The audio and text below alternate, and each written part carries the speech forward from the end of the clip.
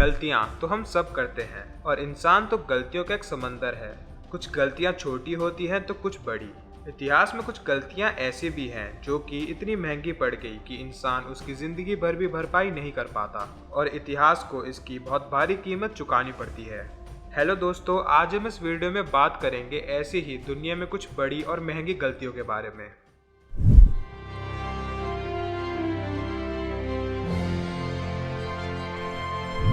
Number 1, दुनिया में कुछ बहुत बड़े घाटों के सौदों में से एक है अलास्का की बिक्री। अलास्का को सन 1732 में दो रशियन नाविक फेडोरोव और वॉज़देव ने खोजा।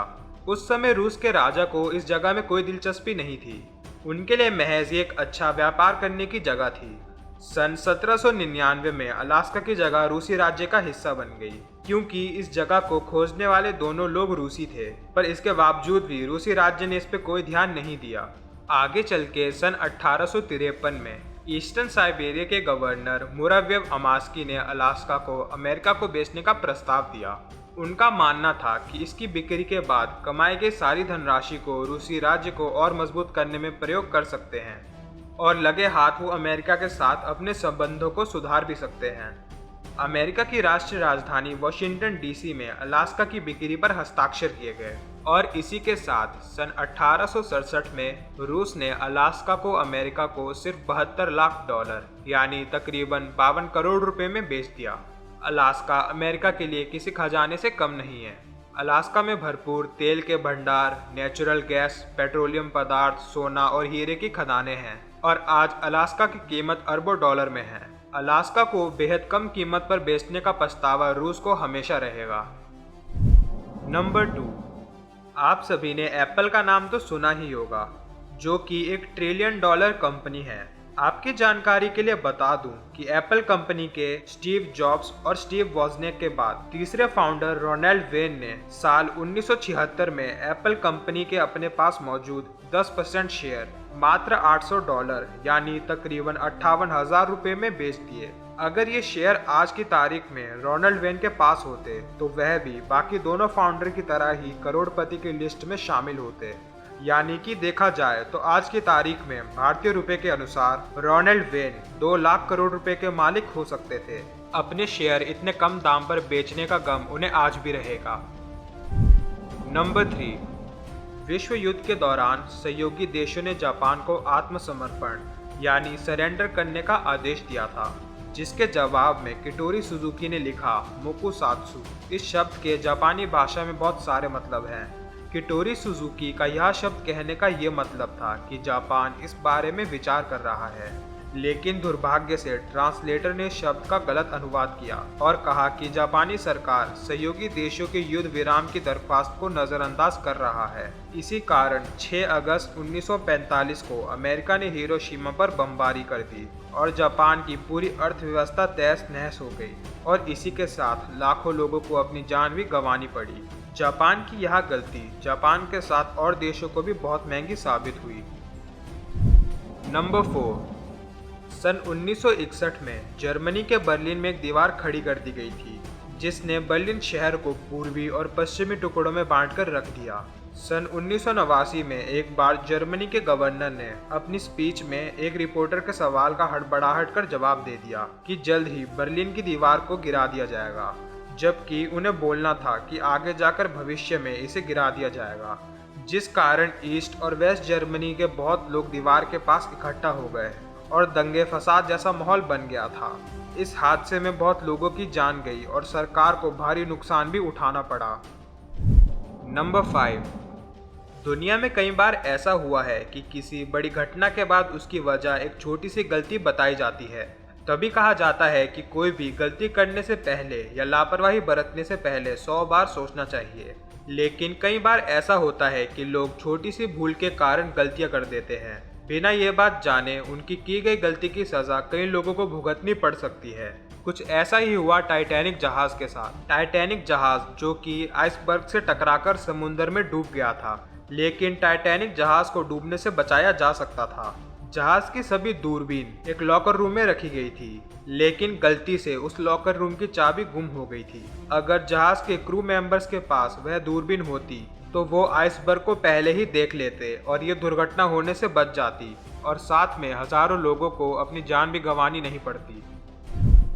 नंबर 6, आप इंटरनेट तो यूज़ करते ही होंगे। अगर आप इंटरनेट यूज़ करते हैं तो आपको इस बात की जानकारी होगी कि बिटकॉइन क्या है और आजकल इसकी ऑनलाइन कीमत क्या चल रही है। क्या आप जानते हैं कि यूनाइटेड किंगडम में रहने वाले एक आईटी कार्यकर्ता जेम्स होवेल्स को एक छोटी सी गलती के कारण पैसों का बहुत ज़्यादा नुकसान हुआ। द टेलीग्राफ में प्रकाशित एक रिपोर्ट के अनुसार होवेल्स ने सन 2009 में अपने लैपटॉप पर बिटकॉइन की माइनिंग शुरू की।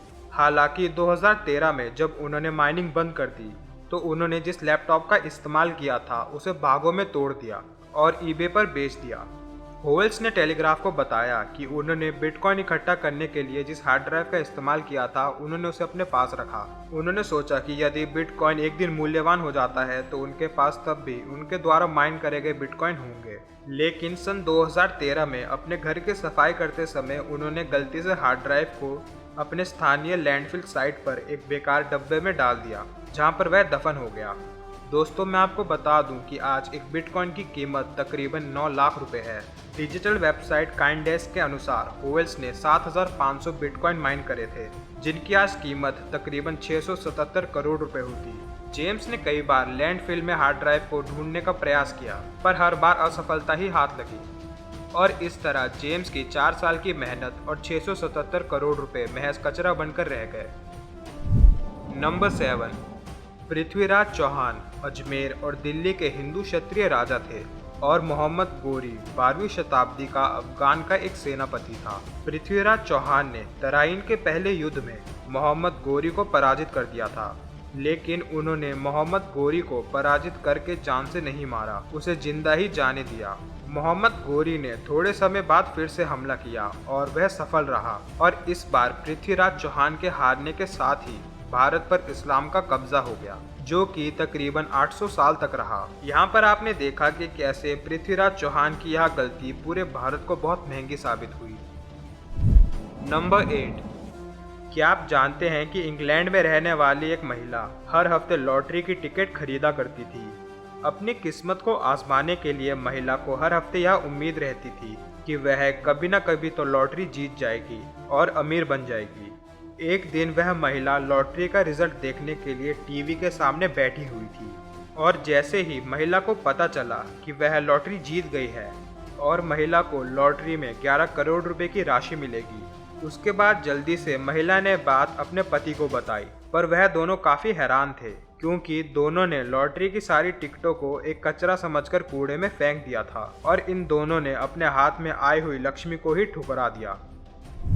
नंबर 9, नासा ने मंगल ग्रह पर जलवायु के अध्ययन के लिए मंगल जलवायु ऑर्बिटर डिजाइन किया था, लेकिन नासा के इंजीनियर मेजरमेंट यूनिट को पाउंड से न्यूटन में बदलना भूल गए, जिस कारण ऑर्बिटर मार्स के एटमॉस्फेयर में ही जल गया। इंजीनियरों की एक गलती के कारण $125 मिलियन यानी 920 करोड़ रुपए की सैटेलाइट नष्ट हो गई। नंबर 10, याहू एक समय पे इंटरनेट का राजा हुआ करता था, पर आज शायद ही कोई होगा जो आज इसका इस्तेमाल करता हो। आखिर कैसे $125 बिलियन यानी 920,000 करोड़ रुपए की कंपनी मिट्टी में मिलकर रह गई? आइए जानते हैं। याहू को जेरी यांग और डेविड फीलो ने सन 1994 में खोजा था और ये 90 के दशक में अमेरिका में सबसे लोकप्रिय वेबसाइट थी, पर अपने गलत फैसलों के कारण इसकी लोकप्रियता दिन भर घटती रही। याहू की सबसे पहली गलती थी गूगल को ना खरीदने की। याहू की सबसे बड़ी प्रतिद्वंदी रही गूगल को याहू महज $1 मिलियन यानी 7.5 करोड़ रुपए में खरीद सकती थी। उस समय गूगल के मालिक लैरी पेज और सर्जी ब्राइन ने गूगल को याहू को बेचने का प्रस्ताव दिया क्योंकि वो दोनों स्टैनफोर्ड यूनिवर्सिटी में पढ़ रहे थे और स्टडीज पे फोकस करना चाहते थे, पर याहू ने गूगल को खरीदने से मना कर दिया। सिर्फ गूगल ही नहीं, याहू के पास फेसबुक को खरीदने का भी मौका था। डेविड कर्क पैट्रिक की बुक द फेसबुक इफेक्ट के अनुसार याहू ने फेसबुक को खरीदने के लिए $1 बिलियन यानी 7,370 करोड़ रुपए का ऑफर दिया, लेकिन बाद में इसे गिराकर 6,260 करोड़ रुपए कर दिया, जिसके बाद फेसबुक ने ये डील करने से मना कर दिया। पर याहू की सबसे बड़ी गलती थी माइक्रोसॉफ्ट का ऑफर ठुकराने की। माइक्रोसॉफ्ट ने याहू को खरीदने की दिलचस्पी दिखाई, माइक्रोसॉफ्ट ने याहू को 328,000 करोड़ रुपए का ऑफर दिया। याहू ने इस डील से इनकार करते हुए कहा कि उनकी कंपनी की कीमत इससे बहुत ज़्यादा है और आखिर में जाकर सन 2016 में वेराइजन ने याहू को महज 35,000 करोड़ रुपए में खरीद लिया। यहाँ पर आपने देखा कि कैसे एक इतनी बड़ी कंपनी अपने गलत फैसलों के चलते बर्बाद हो गई। होप करता हूँ आपको वीडियो पसंद आई होगी। अगर पसंद आई तो लाइक करें और आप फ्यूचर में ही ऐसी और इंटरेस्टिंग वीडियोस देखना चाहते हैं तो मेरे चैनल को सब्सक्राइब करें। अलविदा दोस्तों।